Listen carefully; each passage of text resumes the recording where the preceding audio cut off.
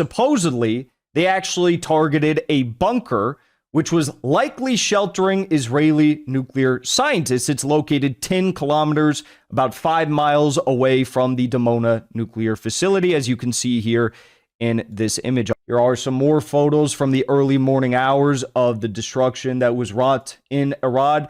Netanyahu decided he was going to take a visit to the city, so he went to Arad, and you can clearly see the look of shock on his face. If you follow the mainstream media, if you listen to just whatever Netanyahu has to say when his messages get aired for a few minutes as he is, rummaging through the rubble of Arad, Israel, or Tel Aviv, you might believe that Iran is the big, bad, scary, terrorist country that they all claim it to be. But the truth is, what took place in Israel last night, 2 major waves of strikes, one on a city called Arad in Israel in the Negev desert, and also there was one on the city of Dimona. These were, in fact, retaliatory, meaning certain targets were hit in Iran, and as a result of that, the Iranians decided to respond by hitting similar targets in Israel. Now, Dimona, if that name rings a bell, the reason why Dimona is such an important city, such a noteworthy city, is because of the fact that Dimona is home to Israel's secret nuclear program. It's muted? What are you talking about? Your audio has an issue? I didn't touch my audio. Is it better? I think it's because the stream glitched out for a second. Is it better? Test, test, test. Test, test, test. It's okay. What do you guys are tripping. The audio is fine. Just reload. Okay. The reason why Dimona is so important and noteworthy is because of the fact that that is where Israel's secret nuclear program is located. Okay, so we're going to talk about all of this. We're going to get into some of the images and videos that came out from these strikes on Dimona and Arad. But first, I want to show you this right here. This is a video of Trump administration official saying that bombing Iran's nuclear power plants is not off the table. Take a listen. And the reason I'm asking you is when the president says he's going to bomb energy infrastructure, civilian energy infrastructure, is he going to bomb a nuclear power plant, or is that off the table? Well, I would never take anything off the table for the president, certainly not on national television. However, there are larger plants. There's one outside of Tehran. There are others outside of other cities that are gas-fired, thermal powered. I think the important point here is to understand the IRGC, a declared terrorist organization, not only by us, but a number of European countries, controls a huge swath of Iran's critical infrastructure, their economy, and certainly many of their governing institutions. And so to the extent we're degrading their military capability and their defense industrial base, all options should be on the table, and the president's made that very clear. I can't imagine what the official U.S. government response would be if at any point over the last 4+ years, Russian President Putin had come out and said, hey guys, look, we're about to bomb Ukraine's nuclear facilities. Possibly we're thinking about it because, these are in large part or partially owned by the Ukrainian government. Therefore, if we target them, we are degrading the military capabilities in a roundabout way of Ukraine. Could you imagine? Could you honestly imagine if Russia said something like that? What the response would be from the U.S. But we live in a hypocritical world. I mean, I don't need to tell you guys, you already know this, okay? But this has actually been a dream of the hardcore Zionists for some time. Max Blumenthal writes, Iran hit Dimona hard after Israel recklessly attacked its Bushehr and Natanz facilities with no consequences from its Western backers. It is, of course, incumbent upon Iran to deter further attacks on nuclear facilities, but there may be a deeper logic behind the targeting of Dimona, the site of Israel's secret nuclear weapons plant. In 2013, Sheldon Adelson, the late husband of Trump's largest donor, Miriam Adelson, called for the U.S. to drop a nuclear bomb on Iran as a warning to show we mean business. The hundreds of millions of dollars Trump received from the Adelsons came with the expectation that he would initiate war in Iran on Israel's behalf. Now, as the war Trump launched on Israel's behalf drags him deeper into a quagmire, the prospect of the U.S. or Israel fulfilling Adelson's nuclear wish must be taken seriously. Okay? Now, that is all true. The Natanz nuclear facility, the greater infrastructure of the Natanz nuclear facility was targeted. There was a technical assessment done from within Iran that said that no radioactive material leakage occurred, and there was no danger to residents of the surrounding areas. Now, we also know for a fact that the Bushehr nuclear facility, the greater network around that, was targeted in the first days of the conflict as well. So now we have not one, but two different nuclear facilities that have been targeted. They haven't blown up a reactor. They haven't blown up fueling rods or something like that. But they are targeting the general facility in which these nuclear power plants are located and operate within. Israel announced yesterday, at the time in which Dimona was hit, that they're coming under attack from Iranian missiles every 30 minutes. Now, this is an uptick in what we've seen over the past few days. Every 30 minutes. Just a few days ago, they were saying that they were getting hit every 90 minutes. Now, every 30 minutes. At this point in time, it was very clear that Iran was going to take some very big actions the following night, and that they did. We saw Iran bombed Dimona, Israel. Now, the target that they allegedly hit in Dimona, Israel, is noteworthy. You know, Natanz and Bushehr, the reactors weren't blown up, something like that, right? We know that. Well, Iran didn't do that either to Israel, to Dimona. They didn't blow up the uranium enrichment sites. They didn't blow up the reactor generators, fueling rods. They didn't, any of the cooling pools. They didn't do anything like that. What they supposedly, according to OSINT analysts, right? So take this, I guess, with a grain of salt. This is what some people are saying. Supposedly, they actually targeted a bunker which was likely sheltering Israeli nuclear scientists. It's located 10 kilometers, about 5 miles away from the Dimona nuclear facility, as you can see here in this image. I'll move it over a little bit so you can see a bit better. So that's the supposed target, one of the supposed targets that they did hit in this strike, and it was a very big one. Take a look at this clip. This is images, video of the initial strike that we saw on Dimona, the city that hosts the country's main nuclear facility. Last night, Dimona produces plutonium for Israel's undeclared nuclear weapons program. Whoa, whoa, whoa, whoa. So that was, from what I could gather, to be the best video of what had taken place. There was this one as well. Clearly, a massive payload was used in the stack. This is not just one of those, you know, Khorram Shah 4 submunitions, right?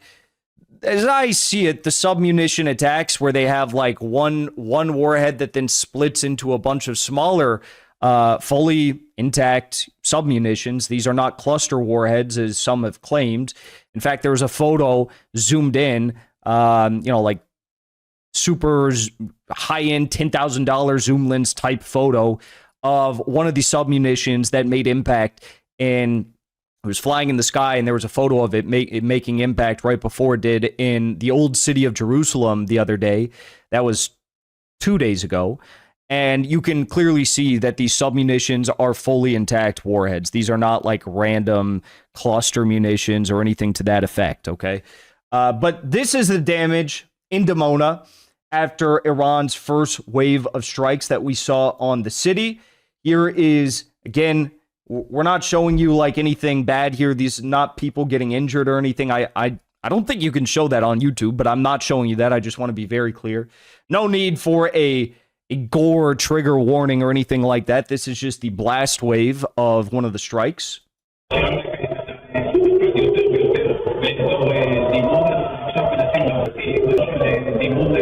Somewhere it happens. So no one's hurt there. Just shows the blast wave of the strike. Apparently, there were 60 casualties in the initial estimates. I think now the casualty estimate is over 100 or 120 in the attacks on the other city, which was hit last night, which was in the far-reaching region of Israel's Negev. This is in a city called Arad. We also saw this city targeted last night after the city of Dimona, Israel, was targeted.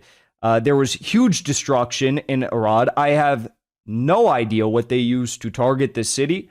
From what I've seen, there's no footage of the initial impact, but make no mistake about it, this was an absolutely massive payload, bigger than the one that we saw, I would imagine, on Dimona. The mayor of Arad, Israel, announced the need to evacuate 150 families, entire families from the neighborhood that was subjected to the Iranian missile attack in Arad. Here is some drone footage you can see of the search and rescue teams that were present after the initial strike wave on Arad.